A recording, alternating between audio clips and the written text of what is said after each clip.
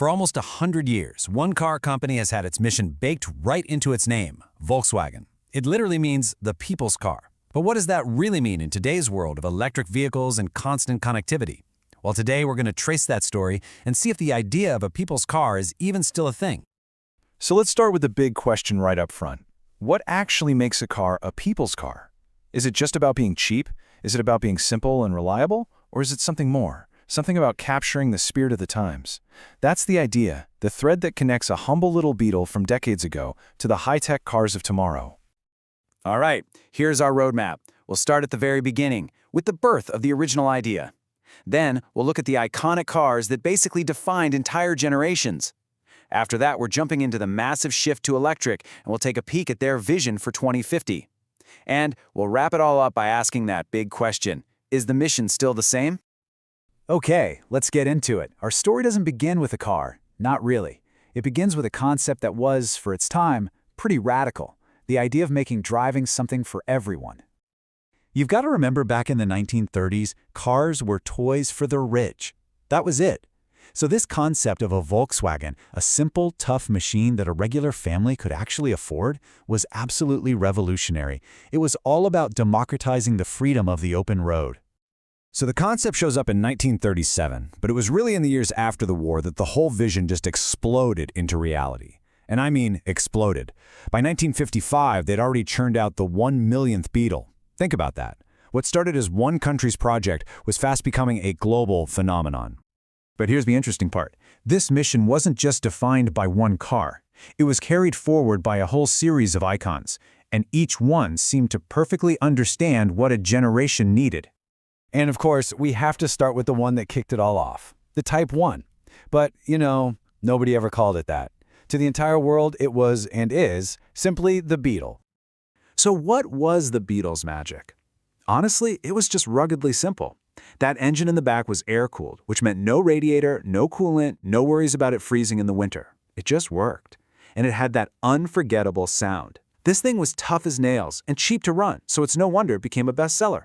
But then, in the 60s, surrounded by these huge chrome-covered American cars, the Beetle's humble little shape became a symbol of the counterculture. It was the anti-car. All right, next up, a vehicle that took the Beetle's simple foundation and turned it into this rolling symbol of adventure and community. You know it as the microbus. The microbus proved that a people's car wasn't just about getting from point A to point B. It was about what you could do. It was a family hauler, it was a work van for small businesses, and of course it became the ultimate road trip machine. For a whole generation, it was the very definition of freedom. Now let's fast forward to the 1970s. The world had changed again. A new era needed a new kind of people's car. Something more efficient, more practical, more, modern. And that car was the Golf. The Golf was a total reinvention. They completely flipped the script. The engine moved to the front, it was water-cooled for efficiency, and it introduced a design that would pretty much change the game forever: the hatchback. All of a sudden, you had a car that sipped gas but had the cargo space of a wagon. It was the absolute perfect answer for the times. Which brings us to the biggest shift in Volkswagen's entire history.